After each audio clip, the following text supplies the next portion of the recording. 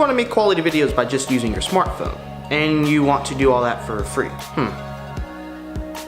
Yeah, I can help you out with that.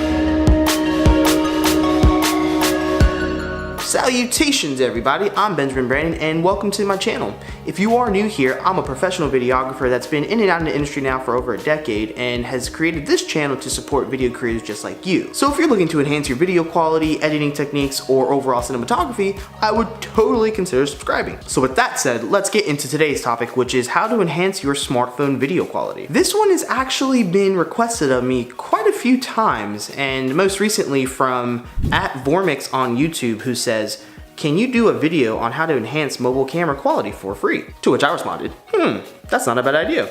I will work on that, and if I do make one, you'll get the credit. Vormix, you got the credit. So the way I'm gonna do this video today is show you 5 ways to enhance the quality of your smartphone video. And for today's demonstration, I have an iPhone 7 Plus I'm gonna use, but don't worry Android users, because 98% of what I'm showing you today, you can do on your Android device. So just try to find the comparisons between the two.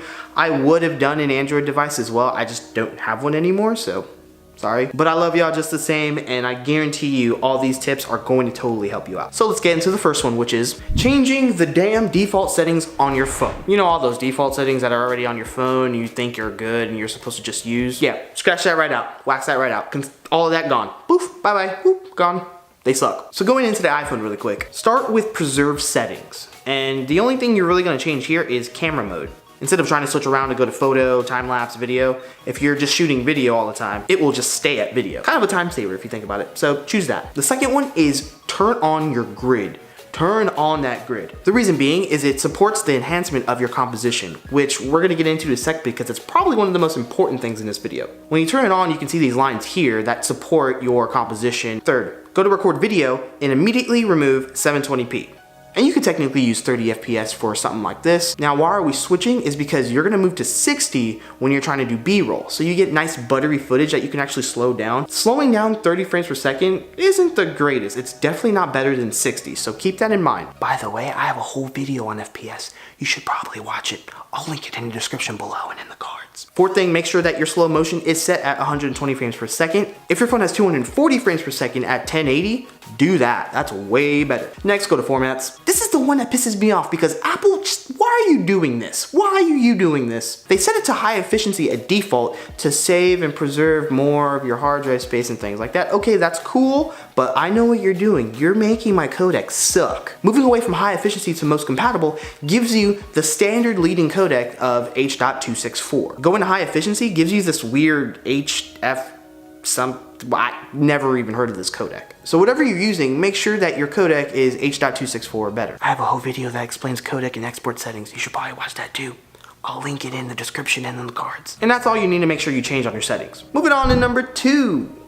Composition. Make sure you're taking advantage of the basic rules of filmmaking. Use the rule of thirds, the 180-degree rule, contrast and depth, leading lines. Focusing on composition is not only super important, but it already sets you apart from all the other creators out there today, especially the rule of thirds. Last one, I swear, I do have a video on composition. I'll link it in the description and up in the cards. Moving on to tip number 3, which is transitions. Constant transitions with like cross dissolves and cross dissolves, or fade ins and fade ins and fade outs and fade outs, pretty much scream amateur. If you don't have a proper break in your film and you're just relying on those type of transitions, use a whip transition. Whip transitions are very awesome and very easy to do. What's cool about them is they take advantage of motion blur. So all you have to do is whip in one direction. The best way to do this is by holding your phone steady and flicking your wrist. And then in your next scene, whip at the same direction again, merge those up in post by matching the motion blurs, and there you go.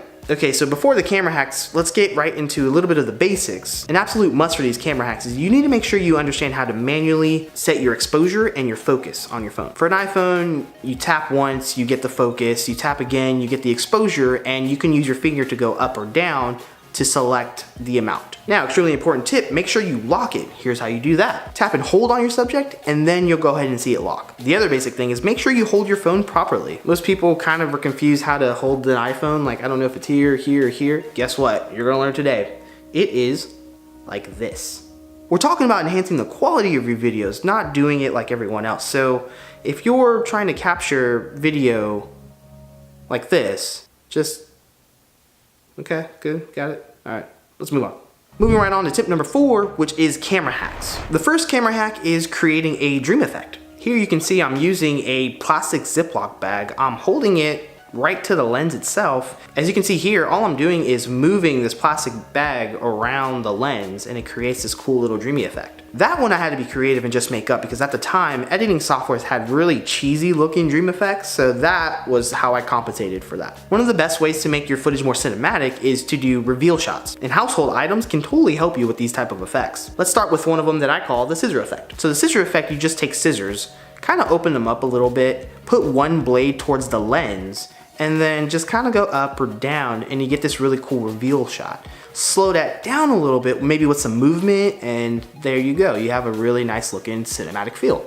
You can also do one a little bit more dramatic with a fork. This one I can call the fork effect, I guess. Again, just take a fork, put it right towards the lens, and you can even move your camera and move the fork up and down to create this really cool looking sequence.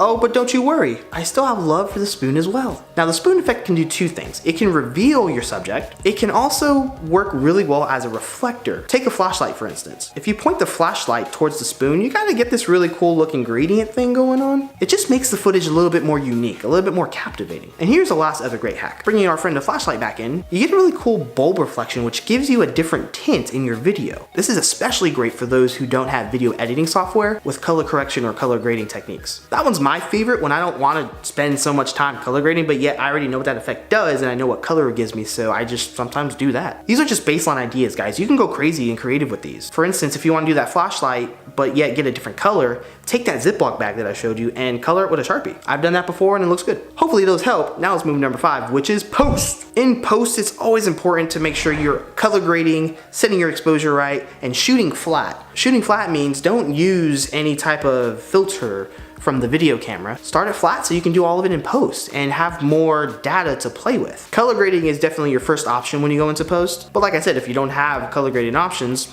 use that flashlight technique. It's always good to slow things down as well. The best cinematic footage is when it's slow and buttery smooth, as I said. But you gotta keep in mind, you have to use the right FPS setting for slow footage. 30 frames per second, you can slow down just a little bit, otherwise it'll get pixelated. Now 60, you can slow down quite a good amount. Another thing to do in post is to add cinema bars. For most editing softwares, you kind of already have that setting, so in Final Cut Pro, it's the letterbox. But if you don't, it's also super easy. You can just Google cinema bars, extract that photo, and layer it right on top of your footage.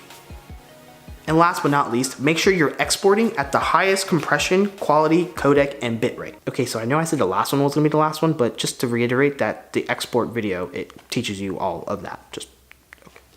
And that is all I got for you guys today, so that's a wrap. If this video did provide you some value, smash that like button for me. Go ahead, I'll wait. Did you? It's just... Thank you. Subscribe for more videos like this to enhance your video quality, and I will see you on the next one. I'm out! Oh wait, just in case you want to see more of that, here you go.